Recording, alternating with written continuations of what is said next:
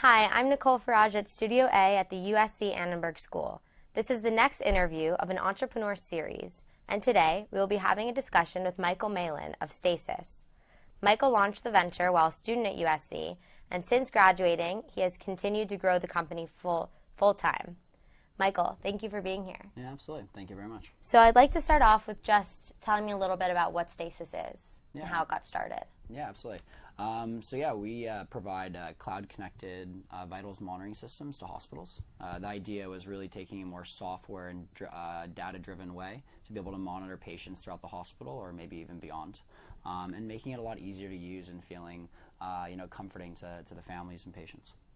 And you guys got this started at USC, so what kind of launched that inspiration to start the company? Yeah, absolutely. Very, very initially, my co-founder had a personal experience with his family member and unfortunately actually lost him due to the problem that we're solving. So that really kind of launched it off. And since then, we spent a couple of years while still students at USC really exploring the idea and understanding whether it was actually a feasible business or just a cool product that we could build. And because you have that USC connection, have you been able to tap into the Trojan Network at all when you were still a student to do some of the work that you've built on now? Yeah, absolutely. I really, really appreciate what the Trojan Network has brought to us. We started off kind of doing business plan competitions. That was hugely valuable, gave us access to mentorship, an opportunity to tell our story and kind of iterate, getting better and better at that, the capital to actually be able to build a prototype, which for a hardware company is really important. If you kind of look since then, employees, advisors, investors, other mentors and friends of Stasis are all Trojans, it's been really valuable. Often as a student, you kind of don't realize the value of it until you leave, which I guess kind of makes sense. But alumni have been where we are as students, and so when you graduate and you start doing well, you want to kind of pay it back. It's been incredible. Yeah, I don't think that I really understood how powerful the Trojan Network was until I launched my company and I needed, contacts and advice and mentors and whatnot. So I can totally relate to you on not understanding how powerful this true family is until, you really tap into it. And oftentimes it's not until after you graduate. Yeah, when you need access to people that have been there and done exactly what you're doing, the Trojan Network has that. And that is the key to getting to the next step, especially in entrepreneurship. Yeah. Something that you did that was really unique to your entrepreneurial journey is that early on, while you were still a student, you had the opportunity to pitch your concept to Mark Cuban. Yeah. So I'd love to hear a little bit about that. That's I feel like every entrepreneur's dream, to pitch to that big shark. Yeah, really awesome. So we were in David Belasco's Taking the Leap entrepreneurship class. Highly, highly recommend. One of the most incredible classes at USC, in my opinion. Mark Cuban was coming into our class. It was being held at the Bovard Auditorium. And he let me know the night before, hey, there's a small chance that maybe you could go up on stage and pitch him. Obviously really exciting. So I call over my co-founder, and we get a chance to kind of talk about it a little bit, prepare what we might want to say, like an elevator pitch. And then we're sitting in the audience, and lo and behold, calls us up and give a quick pitch. And started off, decent, I would say. In hindsight, probably not the greatest, but working on it. And we got really kind of stuck on what we're doing, why we're doing it, like why the product actually matters. We got stuck on it. We didn't do an effective job of really communicating why we were doing it. Mm-hmm. And because you guys had very little time to prep and whatnot, and then you got up there, and that's pretty nerve-wracking, a couple hundred, maybe even thousands of people there, and then having this kind of nerve-wracking experience pitching to him, maybe not going as you intended it to. What was it like bouncing back? Were you guys disheartened at all? Did you not believe in the idea in the same way you did when you walked in there? Yeah. It's not fun, obviously. Not everything in life is fun. You can't let one experience dishearten you, right? If you have so much passion and conviction, or so compelled to actually see a difference in the world happen to where you're gonna do that, you can't let one conversation or even a series of conversations or a point in time stop you from doing that. I mean, it just requires so much grit and passion to get through it. So no, not at all. If anything, it was just another motivating factor to go back and prove why he should have invested in this. Yeah, absolutely.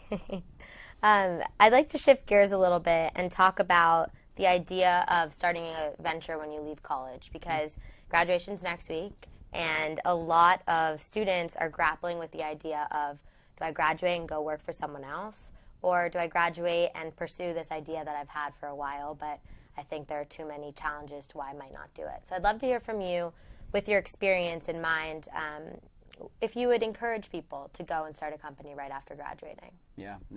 Well, obviously I'm biased considering, what I ended up doing. I think it's one of the most, perfect times to do it, honestly, because if you think about it, you're going into kind of the next chapter in your life, and you have relatively little liability. You don't have mortgage payments, you don't have families, you haven't gotten older. Your energy levels and tenacity and eagerness to learn and desire to do something is so great. You've been cultivating education and opportunity for 21 plus years. There's no better time to let loose and really try to make a mark of yourself in the world. The one liability that I think holds a lot of people back is student loans. I mean, it definitely held me back in my decision. I quite honestly had around $140,000. Wow. Great schools aren't cheap. Yeah. I would pay it again and again, though. And, the reality is that if you actually put it in perspective, for example, my monthly loan payments, that's nothing compared to a future mortgage payment on a house.